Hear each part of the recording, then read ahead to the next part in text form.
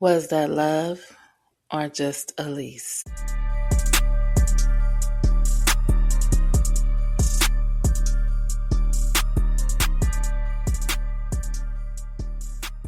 Hey loves, welcome back to another episode of Sassy Speaks. Thank you for rocking with your girl another week. We're getting on up there, I see. So thank you for your support and thank you for again just listening to what I have to say, even though I say a lot of stuff without absolutely talking about anything. But I enjoy your company. So, to the ones that have been rocking with me from day one, hey, boos. You know how we get down here. So, luckily, and I'm so excited because we got a suggestion or question, I would say, from one of our listeners who wanted to get some relationship advice. They submitted anonymously, so I don't have a name, but again, thank you for reaching out. This episode is dedicated to you, and hopefully, you'll get the answers that you're looking for. So let's get into this episode. Let me ask you something, and I need you to be real with yourself. Were you in a relationship, or were you just sharing space with someone who wasn't over their past? Because some of y'all weren't in love. You were in a situationship with a ghost. When love turns into a routine, it didn't start like that. At first, you had all the effort, all the attention, all the consistency. And then slowly you went from deep conversations, like you good, dates, sitting in silence, scrolling, connection, just existing. And now y'all just splitting bills, sharing a bed, living parallel lives. Y'all didn't grow apart. You got comfortable being disconnected. So let's get deeper into that. Let's talk about how something felt so real ends up feeling like a daily task you forgot you signed up for.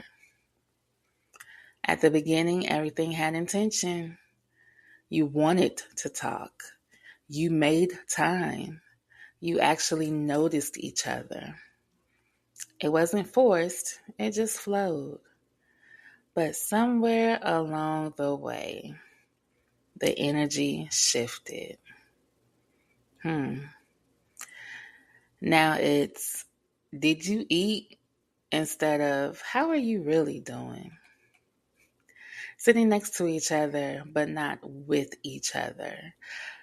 I love when people can just spend time with each other, sharing the same space, but not necessarily having to talk to each other. Does that make sense? Like, we're sharing space, but we're doing our own thing, but we love the fact that we're just sharing this space, right?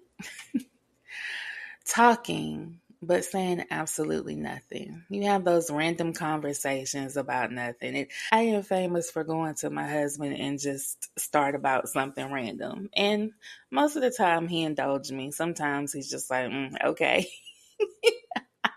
But I don't take it personal because I know it's just him. But you stop learning each other and start just managing the relationship. Wow. But let's be real for a second. You didn't even notice when it changed. There wasn't a big fight, no dramatic ending. It just slowly turned into routine over romance, convenience over connection, presence without engagement. You didn't fall out of love. You fell into autopilot. And autopilot is dangerous because everything looks fine on the outside. Yeah, y'all still together, still posting, still showing up. But internally, it feels empty, predictable, like you're just going through the motions because that's what you've been doing. And here's the part people don't like to admit. Routine can start to replace love. Not because you stopped caring, but because you stopped being intentional. You got to be intentional. Just because it's comfortable doesn't mean it's fulfilling. So now you got to ask yourself, are you in love with this person? Or are you just used to them being there? Because those are two very different things. Wow. The roommate phase nobody admits. How did we get here? This is the part nobody posts about. No drama, but no passion either. You're not fighting, but you're definitely not feeling anything. It's just routine, convenience, and familiar. And people confuse that with peace. There's my word again, peace. But no, that's emotional flatline. Some don't end. They just slowly stop being alive. Now this right here, it doesn't look toxic, but it just feels off. Again, getting deeper. There's no big fights, no dramatic blowups, no clear, this is over moment. But there's also no spark, no effort, no real connection. You wake up, go about your day, come home, and it's like living with someone you know, but don't really feel anymore. Y'all talk, but it's surface level. You sit together, but you're on your phones, and that's totally different than just sharing space. You sleep in the same bed, but there's a distance you can feel. And this is where people get stuck because it's not bad enough to leave, but it's definitely not good enough to stay. Don't you deserve more? I think you deserve more. So you convince yourself this is just a phase. Every relationship gets like this, but at least it's peaceful. But let's tell the truth. That is not peace. That's emotional silence. We talked a few episodes back about emotional starvation. Could these go hand in hand? I think so. Some of y'all aren't in love. You're just in a quiet situation. There's no curiosity anymore. You're not asking questions. You're not checking in. Not trying to learn each other again. It's just, again, familiar, predictable, and comfortable. And comfort will have you sitting in a relationship that stopped growing a long time ago. You're not choosing each other anymore. You're just not leaving. And here's the part that hits a little deeper. You can feel lonely with them. Not because they're a bad person, but because the connection isn't being fed anymore. Sounds like emotional starvation to me. And that's the worst thing, being with someone but still feeling lonely. You're in a relationship. I mean, most people get in relationships if you're getting into a relationship for a right reason, to have your person, to have someone to help you grow together, to lean on someone, to be able to have someone to come home to. But if we're not getting that, what are we doing? Why we just don't get a dog, right? Because if you're still lonely, that's defeating the whole purpose. So now you got to ask yourself, are you staying because you're happy or because it's easier than starting over? And I understand that. I really do. Because a relationship shouldn't feel like a lease you're afraid to break. Wow. Well, let's talk about why we're really here. Why is your ex still here? Now, this gets really under your skin. Because why? Why is their ex still showing up in your relationship? You know, saying things like, well, my ex used to do this. or you're better than my ex at that. My ex would never. And you're just sitting there like, why am I being compared to somebody you already loved? Again, something didn't work, right? I'm not dating you. I'm dating the memory of them. Let's get a little deeper. Your ex is the uninvited guest in your relationship. That's deep. So you're sitting there like, why are we still talking about them? And let's be honest, if your ex is coming up this often, they're not gone. Not emotionally, not mentally. They just don't live here anymore. And now you're stuck in this weird dynamic where you're being compared, you're being measured, you're trying to meet a standard that was set by someone else. Wow. You're not in a relationship, you're in a comparison. And here's the part that really hits. You start adjusting yourself, acting different, overthinking your actions, trying to be better than someone you've never even met. And that's exhausting because what is this really?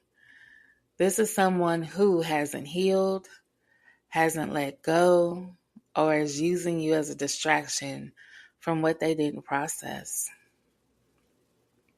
If your ex is still the reference point, I'm not your present, I'm your rebound. Woo! Let's clear something up real quick. Mentioning an ex occasionally is normal, but constantly bringing them up is a problem. Because real connection sounds like, I'm here with you. Not, let me tell you how you compare to someone I used to love. And then the real question becomes, why are you staying in this relationship? Why you feel like you're competing with a memory? Stop trying to outdo someone they're not even over. Wow. So the comparison trap, that's what it's called. And let me say this clearly. If someone constantly compares you to their ex, they're not emotionally available. You become a measuring stick, a rebound with benefits, a placeholder while they process. And that's not love. That's emotional recycling. Stop introducing me to ghosts I've never agreed to meet. Let's dig deeper. Let's just call it what it is. This isn't love, it's a scoreboard. And somehow you're the one being graded. It starts subtle, like comments and side marks, backhanded compliments like, you're better than my ex at communicating. My ex used to cook like this. I'm just not used to this. You're different. And now you're sitting here like, am I your partner or an upgraded package? Because here's what comparison does. It turns a relationship into a competition you never signed up for. You're no longer just being yourself. You're measuring your actions, overthinking everything, trying to avoid falling short of a standard you didn't create. I don't want to be better than your ex. I want to be enough without the comparison. In the trap, you start adjusting, speaking differently, acting differently, shrinking or stretching yourself to fit what they're used to, all while slowly losing you. And let's be real, even if you win that comparison, you still lose because you had to perform to feel valued. If I have to compete to be loved, I'm already in the wrong relationship, definitely. Now let's flip this for a second. Why do people compare like this? They're still attached. They're trying to validate their past choices, or they don't even realize they're emotionally unavailable. But regardless of the reason, it's not your job to fix it. Because healthy love doesn't sound like, oh, you're better than my ex. It sounds like, I choose you without needing to reference anyone else. Stop trying to win a competition that shouldn't exist in the first place. Wow. Now, why do you stay? That's the question, right? Now let's bring this back to you. Yeah, you. Because even when you noticed it, you stayed. But why? You thought it would get better? You didn't want to start over? You got attached to the idea of them? And you ignored your intuition? But the truth, you weren't confused. You just didn't like the answer. Now, let's stop pointing fingers for a second. Because as much as they were comparing you, bringing up their ex, giving half effort, again, you still stayed. And this isn't about blaming you. It's about being real with you. People don't just stay because they're unhappy for no reason. You stayed because, again, it was familiar. It felt safe. You already invested time, energy, and emotions. You kept hoping it would go back to how it started. And that's the hope. That hope is where people get stuck. You weren't holding on to what was. You were holding on to what it used to be. You weren't in love with reality. You were loyal to the memory. And let's talk about comfort. Not happiness, but comfort. Because comfort will have you saying, oh, it's not that bad. At least I'm not alone. Things could be worse. Meanwhile, you feel disconnected, overlooked, and low-key drained. That's not peace. That's settling with a calm face. Now, here's the deeper part. Some of you stayed because you didn't want to feel rejected. You thought you could fix it. You tied your worth to making it work. You didn't want to admit it was over.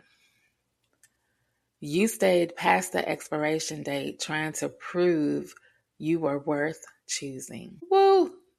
That one right there, that's where self-worth gets tested. Because at some point, you have to ask yourself, am I staying because I'm loved or because I'm afraid to leave? Because love doesn't require you to convince someone to be present. It doesn't require you to compete with their past. And it definitely doesn't leave you questioning where you stand. Staying is easy. Leaving requires honesty. So, lesson or just lost time? Now we got to ask the real question. Was that a lesson? Or were you just playing house with someone emotionally unavailable? Because the lesson leaves you with boundaries, clarity, and growth. But wasted time leaves you with confusion, self-doubt, emotional exhaustion. Everybody says, it taught me something. But your next choice tells the truth. Let's dig deeper into that because that is heavy. All right, here's the part people love to dress up, right? Everybody wants to say, again, it was a lesson. Sounds healed, sounds mature, sounds real Instagram caption-ish. But let's be real. Was it really a lesson? Or were you just trying to make wasted time sound meaningful? Because a lesson actually changes you. It shows up differently. And next time you set boundaries quicker, recognize red flags faster, Stop entertaining things you used to tolerate. Now that's growth. But lost time looks like repeating the same patterns, ignoring the same red flags, ending up in the same emotional position, just with a different person. If you learned your lesson, why does your next relationship look the same? And again, that one stings a little, right? Because it means you didn't process it, you didn't heal it, you just left it. Now let's take it deeper.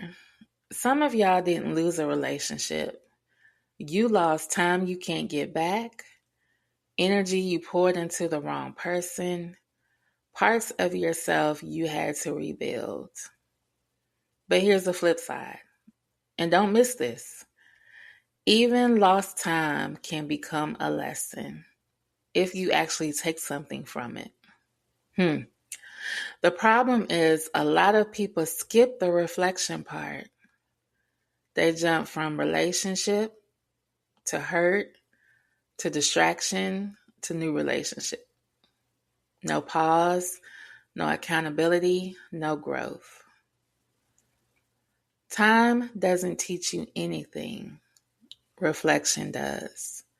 This is where I say it's important for you to take a break when you come out of a relationship, because you have to deal with that, whether it was good, whether it was bad, whether it was terrible, whether it was great. For whatever reason that you decided to not be in that relationship, you have to take some time to reflect. You have to take some time to deal with it. And you have to take some time to get yourself back to being alone, being single, being just you. People who jump from relationship to relationship, what do they say? They say how to get over a man is to get under one. I know that's kind of inappropriate, but you get what they're trying to say. Now, I think that it takes time to get back to yourself and to decide what you want versus what you don't want. What are you going to not settle for and what you can deal with? And here's this word again, boundaries. Set your boundaries and do not break them.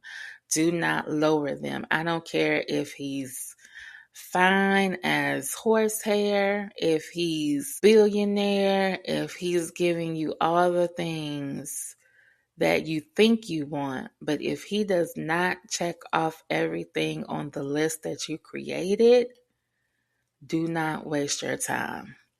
Now, I say that, but there are things that you have hard boundaries and some that you have soft boundaries. Hard boundaries are things that your partner has to absolutely have, whether it's a job, their own place of residence. What do you want? Compassionate? Do you want someone who treats you like a queen? Do you want someone who's not afraid to travel? And again, I'm just throwing these things out. Do not move on your hard boundaries. Whatever that looks like to you, you stand 10 toes down on that. Soft boundaries. They're soft because they can be a little bit workable, movable. That isn't something that you have to absolutely have. If he is good to you, treat you like a queen, make sure you eat, will travel the world for you, but maybe he's a 6, not a 10. You can work with that. So that's what I mean. Or maybe you want somebody to do a spa day with you. But if that's not his thing, then that's not his thing. That could be a soft boundary. Whatever it looks like to you, but don't let anybody move that line on those hard boundaries, because this is what you have to deal with. Nobody else. 10 toes down. Okay, where were we? Let me get back to what we were talking about. I mean, it falls in line, but still. So now ask yourself, honestly, what did I ignore? What did I tolerate And what will I never accept again? Because if you can answer those, it wasn't wasted. But if you can't, you didn't lose love. You just repeated a cycle. Stop calling it a lesson if you're still making the same choices. Hello, somebody. The wake up call. You didn't need closure from them. You needed honesty with yourself. Why was I okay being compared? Why did I accept half love? Why did I stay when I felt alone with them? You weren't asking for too much. You were just asking the wrong person. Who?